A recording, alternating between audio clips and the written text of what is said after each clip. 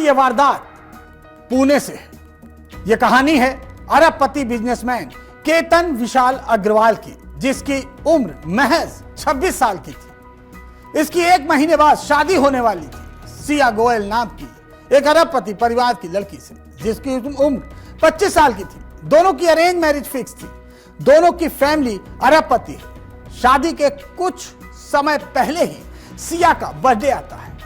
Birthday celebrate करने के लिए दोनों कपल जाते हैं लोहागढ़ फोर्ट, और अचानक से केतन का पैर फिसल जाता है और वो खाई में गिर जाता है। सबको लगता है कि ये एक एक्सीडेंटल डेथ है, लेकिन पुलिस को शक होता है, क्योंकि जिस तरह से जिस जगह पर वो गया था और जहां से वो गिरा था, कहीं से भी ऐसा नहीं लगता था कि ये एक नॉर्मल एक्सीडेंट है।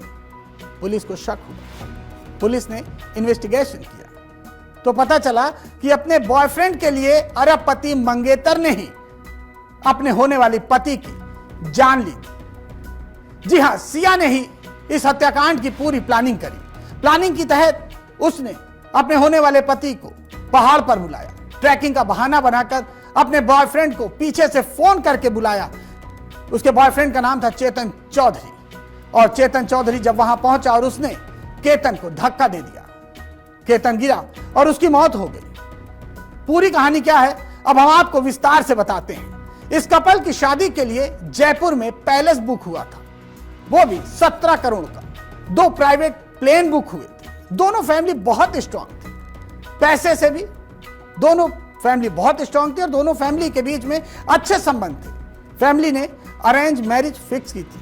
हत्या के अगले दिन इस लड़की का बर्थडे था।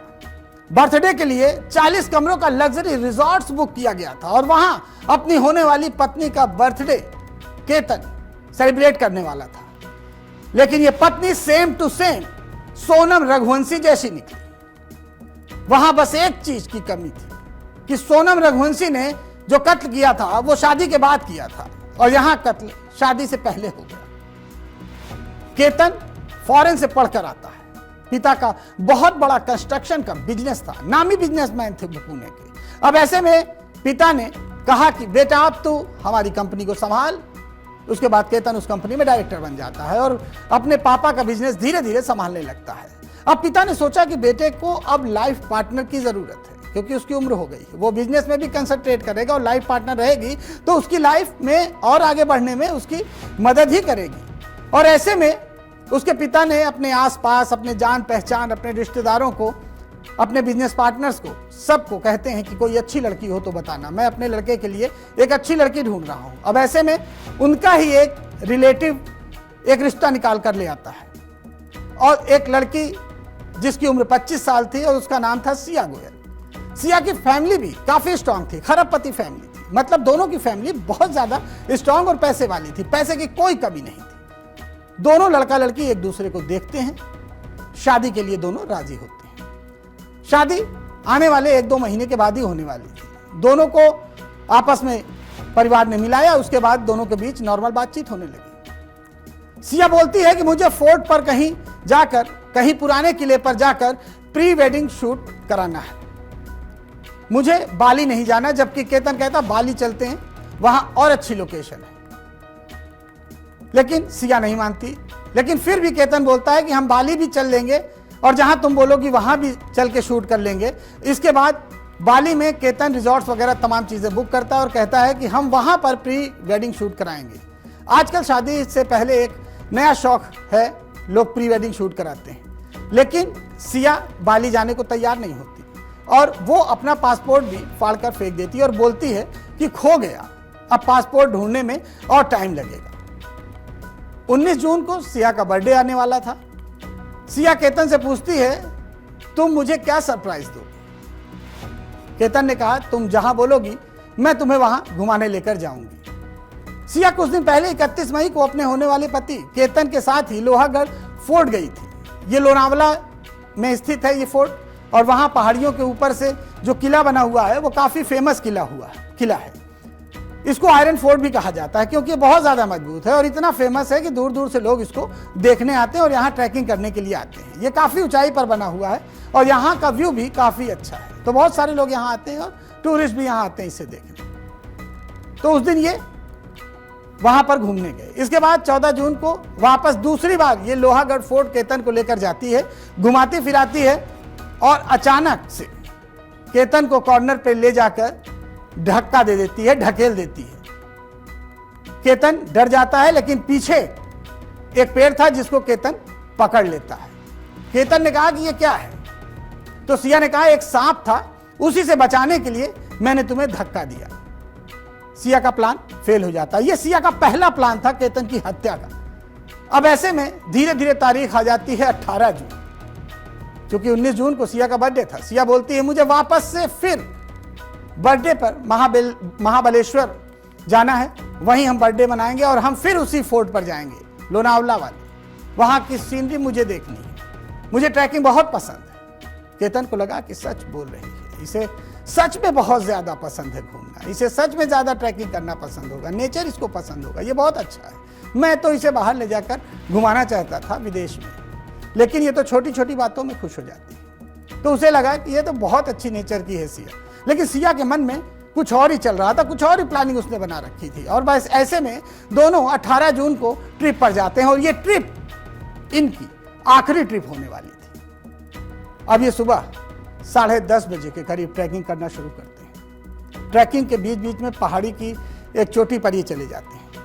केतन कहता है कि सिया यहां से मेरी फोटो एक खींच दो, मुझे व्हाट्सएप पे और फेसबुक पर परिवार को भेजनी है। सिया बोलती है कि थोड़ा और साइड में खड़े हो जाओ, वहां से बहुत अच्छा व्यू आएगा। वो वहां चला जाता है और फिर अचानक से उसका पैर फिसल जाता है, वो गिर जाता है। सिया तुरंत फोन करती है 11 बजे के आसपास पुलिस वालों को, रेस्क्यू टीम को। पुलिस और रेस्क्यू टीम वहां पहुंचती है, 3 घंटा लगता है। रेस्क्यू ऑपरेशन के बाद केतन नीचे पड़ा हुआ बरामद होता है, यानी तब तक वो उसकी डेथ हो चुकी रहती है। अब यहां तक स्टोरी सबको लगती है कि ये एक एक्सीडेंटल मामला है, कि एक्सीडेंटल डेथ है, क्योंकि लड़की ने ही सबको सेम कहानी सुनाई थी कि वो पहाड़ से फिसला, गिरकर मौत हो गई।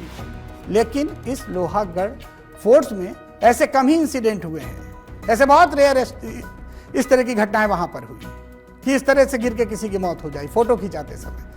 अब धीरे धीरे सबको शक भी होता है कि इतना आसान नहीं है। जो स्टोरी बताई जा रही है वो कहीं ना कहीं परफेक्ट नहीं लग रही है। और शादी के कुछ महीने पहले, बर्थडे के एक दिन पहले लड़का ऐसे गिर के मर जाए और उसकी मौत हो जाए, ये कहीं ना कहीं सस्पिशियस है। अब पुलिस धीरे धीरे जांच करना शुरू करती है और लड़की का मोबाइल फोन जब्त कर लेती है, कॉल डिटेल निकालती है। तो पता चलता है कि लड़की के साथ और 3 लोग वहां गए थे, मतलब कि लड़की के साथ 2 और दोस्त गए थे। लेकिन लड़की एक लड़के से बात कर रही थी। इस लड़के का नाम था चेतन चौधरी और उसका मोबाइल नेटवर्क भी वहीं पर मिलता है।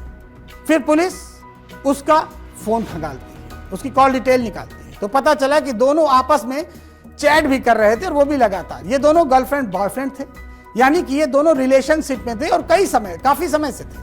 पुलिस हैरान हो जाती है, बोलती है कि निश्चित तौर पर दाल में कुछ न कुछ काला है। फिर पुलिस चेतन चौधरी को 23 जून को गिरफ्तार कर लेती है और उससे पूछताछ करती है। पूछताछ में वो सारे राज उगल देता है और बताता है कि मैं और सिया काफी समय से रिलेशनशिप में थे और अब हम दोनों ने प्लान बनाया था कि केतन को किस तरह से रास्ते से हटाया जाए। ये सारी प्लानिंग सिया ने बहुत इत्मीनान से की थी। केतन को उस पहाड़ी की चोटी पर बहाने से ले जाया गया और अपने साथ वो 2 दोस्तों को भी ले गई थी, जिससे कि वो भाग ना सके। उसने मुझे फोन करके बुलाया। जब मैं वहां पहुंचा तो सिया ने कहा कि अब काम कर दो, तो मैंने उसे धक्का दिया तो केतन की वहीं गिर गया और खाई में गिरने से उसकी मौत हो गई। उसने बताया कि सिया काफी समय से हम दोनों रिलेशनशिप में चल रहे थे। इन दोनों के रिश्तों के बारे में किसी को नहीं पता था। अब यह था इन दोनों का सीक्रेट प्लान कि किस तरह से केतन को रास्ते से हटाना है। सिया को लगा अगर मेरी शादी केतन से होने जा रही तो मैं चेतन को जीवन में कभी नहीं मिल पाऊंगा। अब वो अपने घर वालों को भी नहीं बता पा रही थी इस बात। वो जानती थी उसके घर वाले मना कर देंगे, क्योंकि चेतन कुछ भी नहीं करता था। वो सोच रही थी कि अगर मैं केतन को मार दूं तो इसके बाद एक्सीडेंटल डेथ डिक्लेयर होगी। अब ऐसे में मेरे परिवार वाले मुझे अरेंज मैरिज के लिए फोर्स नहीं करेंगे। फिर मैं बोलूंगी कि अब मैं अपनी पसंद से शादी करूंगी और कहूंगी परिवार से कि आपकी पसंद से शादी की, उसका नतीजा क्या हुआ, लड़के की मौत हो गई। तो अब मैं अपनी पसंद से शादी करूंगी और शादी इस तरह 1-1.5 साल के लिए टल जाएगी, जब तक मेरा बॉयफ्रेंड भी कुछ कर लेगा। और उसका बॉयफ्रेंड ऐसा नहीं था जैसा केतन था, पैसे वाला, एक नॉर्मल फैमिली। केतन ने बाली का ट्रिप भी प्लान किया था, लेकिन सिया ने वो प्री वेडिंग ट्रिप कैंसिल कर दिया था। तब भी केतन को कुछ शक नहीं हुआ, क्योंकि केतन बहुत ही साफ सुथरे नेचर का था, साफ दिल का था, और वो ज़्यादा ये चालाकियां भी नहीं जानता था, ये सब चीज़ें नहीं करता था। वो बहुत ही बिजनेस ओरिएंटेड था, अपने परिवार की आज्ञा का पालन करता था। पुलिस ने सिया के मोबाइल फोन्स, उसके जो चैट थे, जो कॉल डिटेल थी, लोकेशन थी, उन सब को कलेक्ट कर लिया और सारी जांच फिलहाल अभी चल रही है। चेतन चौधरी को 23 जून को गिरफ्तार कर लिया गया, तो वहीं सिया गोयल को भी अगले दिन सुबह 23 जून को 7 बजे करीब गिरफ्तार कर लिया। और रात में ही पुलिस ने चेतन से कड़ी पूछताछ की, तो चेतन ने वो तमाम चीजें बता दी जो अभी मैंने आपको पहले बताई। अब सोचिए, ये केस भी same to same Sonam Raghuvanshi जैसा केस था। अंतर सिर्फ इतना था कि सोनम ने शादी के बाद इस अपने पति की हत्या की और सिया ने पहले। आजकल ऐसे कई मामले सामने आते हैं जहां लड़के लड़कियां रिलेशनशिप में तो रहते हैं, लेकिन शादी की बात अपने घर वालों से नहीं कह पाते, और जब परिवार वाले शादी तय कर देते हैं तो उनके दिमाग में एक नया प्लान आने लगता है। वो अपने होने वाले पति को ठिकाने लगाकर इस तरह का काम करती है। तो ऐसे में मेरी सलाह ऐसे लोगों से है कि अगर शादी नहीं करनी है तो घर वालों से साफ मना कर दो, किसी के परिवार का चिराग मत बुझाओ, किसी के घर को बर्बाद मत करो।